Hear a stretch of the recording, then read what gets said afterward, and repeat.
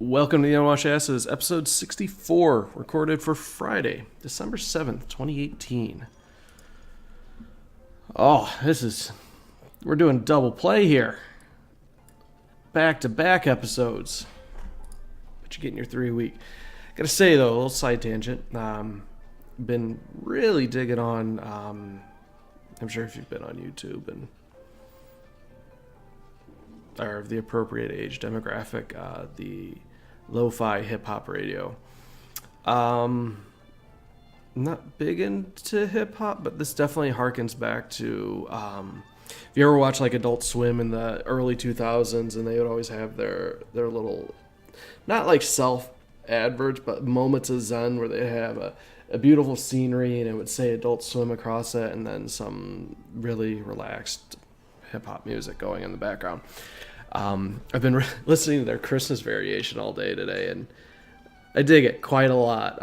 Shockingly so, especially combined with the visuals that they have going on. And then the fucking chat room that's going. It reminds me of fucking AOL or MSN rooms.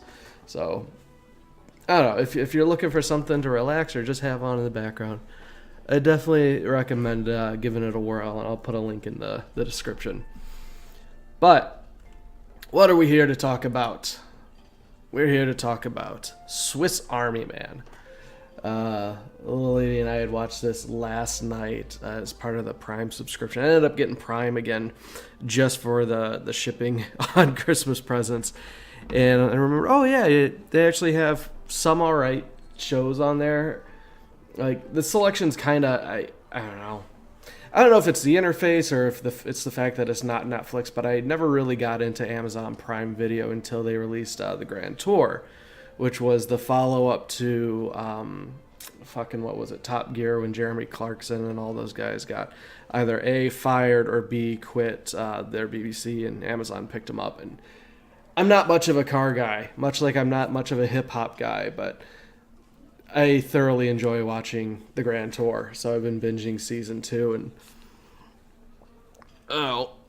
we tore through a few episodes of that yesterday, and then it was getting later in the evening, so it's like, all right, well, let's watch a movie. And it could be the thing of like, all right, let's watch The Office again for the millionth time, or watch things that we've seen over and over again, or let's again broaden our horizons and try something new. And I remember seeing this, the preview for it when it first got announced, and it looked goofy and entertaining, but I didn't know how well it would actually hold up. Kind of like James Franco in 127 Hours, and then Colin Farrell in Phone Booth, where it's pretty much focused on a handful of characters in the same scene, or same type of setting. How well is it actually going to carry? Is it going to be interesting, or is it just kind of going to be meh? Well, suffice to say, it is a thoroughly entertaining movie from start to finish. I've been a fan of Daniel Radcliffe after Harry Potter, I guess you could say, because it seems like he's picking roles that are trying to break him out of Harry Potter, so people don't immediately think, oh yeah, it's the guy who did Harry Potter. And I don't know that he's ever going to be able to succeed in that endeavor, but it has led him to doing several interesting roles and characters that you wouldn't otherwise think would happen. It's almost as if producer takes a look at the script and is like, all right, well, fucking Radcliffe will do it. Let's give it to him. Where you go from the horse fuckery and naked on stage presence that he did on Broadway to his portrayal of Igor with James McAvoy's, the Professor X, to a very delightful little miniseries where him and John Hamm played the same doctor in different time periods, and he essentially became a morphine addict. To now, where Swiss Army Man essentially has him playing a dead man for an hour and a half, and it is phenomenal. Paul Dano stars opposite him, and Paul Dano is an actor that he makes me uncomfortable more or less. I loved him in Little Miss Sunshine, but in really seeing him in anything else, particularly There Will Be Blood, he comes across as, like that kind of person that I used to know who, and again, there's nothing substantiated. It's just how my brain reacts to him. He's dirty and awkward and cringy and everything I don't want to be. So I'm going to be honest that he was a large part in me not wanting to see the movie initially. And my fears were kind of substantiated in how his performance went with Daniel Radcliffe. I mean, I'm not too concerned about spoilers, but if you are, I guess this is the part where you turn it off. Because unlike Ballad of Buster Scruggs, this one, I mean, while it's good, you do get more out of the movie. Like any movie, you'll get more out of it if you actually watch it. But what I say here isn't really going to spoil it or ruin anything, at least in my mind. It's a semi-intentional comedy that relies a lot on slapstick and body humor in how they use, the Swiss Army Man of Daniel Radcliffe. The movie opens. I will say this though: the movie itself is beautifully shot. It is visually very gorgeous to look at, and everything is set up with care love and it's a wonder to look at. The soundtrack is kind of hipstery and loses me, and the duets between Daniel Radcliffe and Paul Dano don't do a damn thing for me. But the story is simple enough in that Paul Dano has apparently been marooned at sea. He was part of some accident and he's been on an island.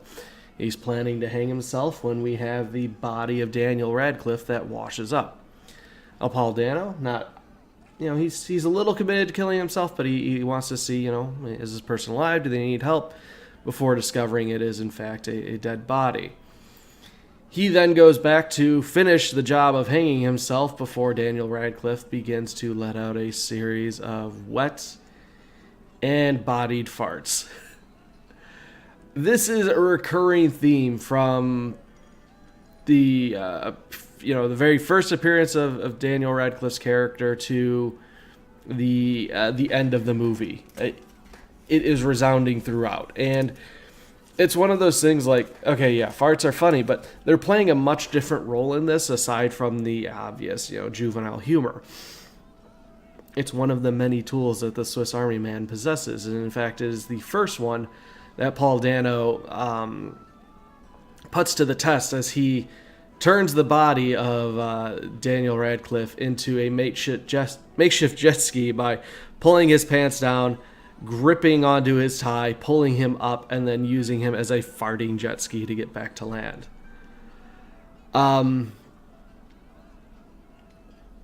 Based on the scenery, it looks like he's in the Pacific Northwest. The entire concept is that he's just trying to get back home. But it's clear that he's gone a little bit crazy in his isolation. He does have a cell phone, and he is constantly checking to see if he has signal on it, but the trick with it is his battery's about 10%. And this is a trope that drives me insane. It's kind of like when you have the timer counting down to the bombs going off, and every time the camera turns away, time freezes on the timer. It works very much in a similar way for the phone itself, where 10%, even if you're not doing a whole lot with it, it's going to drain relatively quickly. And it goes much, much further than it ever should. But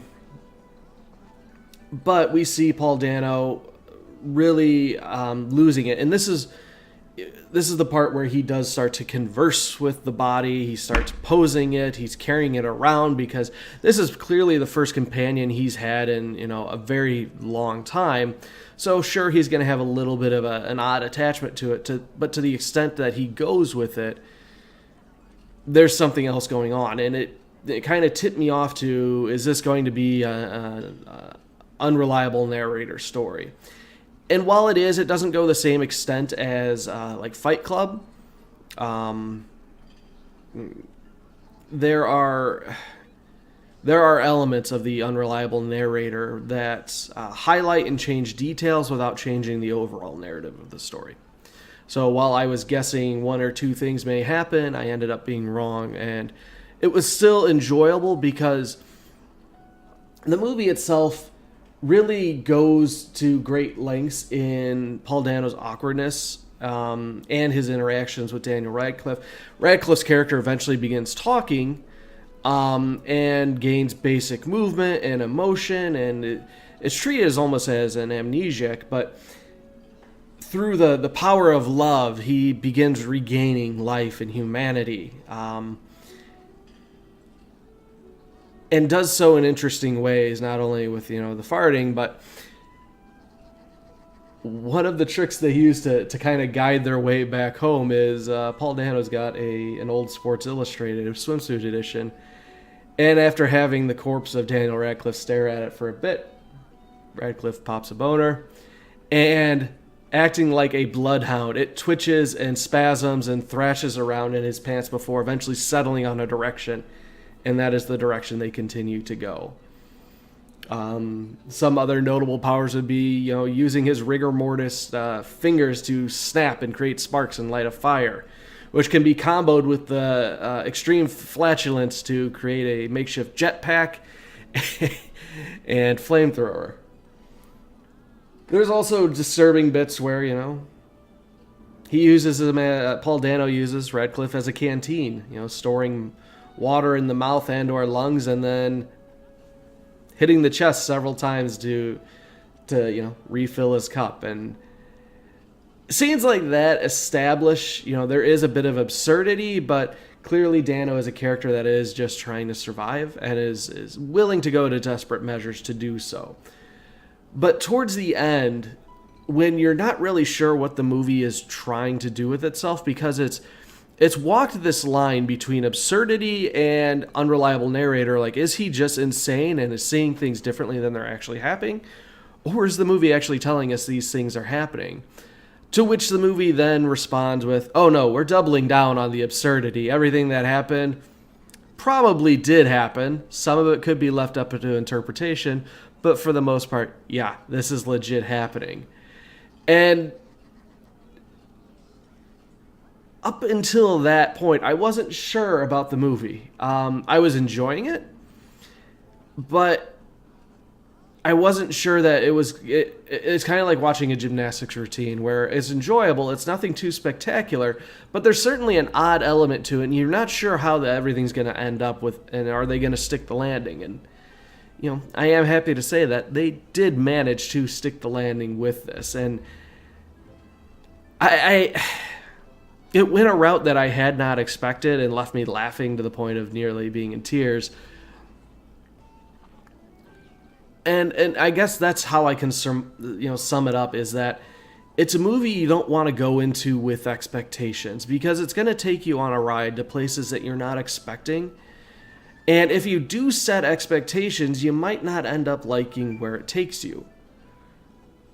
But if you can turn off your mind and just kind of accept things for what they are and go along with it, it ends up actually being a pretty enjoyable experience.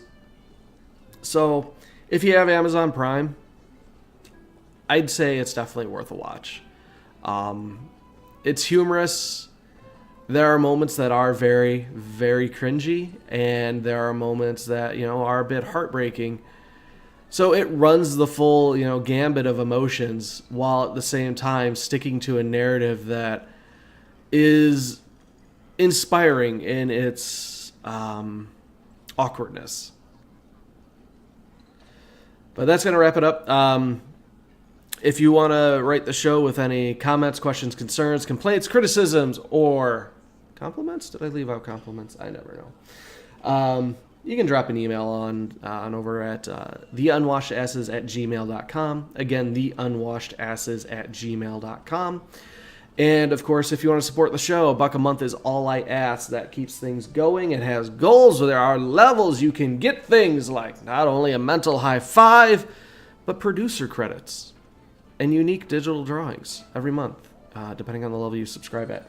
But $1 is bare minimum. That's all I ask. And if we can get to $100 a month, this show will go from 3 episodes a week over to 5, and then we can work in other fun things as well. But of course, if you can't afford it, I understand. I don't agree with it, but I understand. At that point, I just ask you to tell a friend or two. And of course, that will wrap it up, and we will see you next time. And I'm still working on a catchphrase.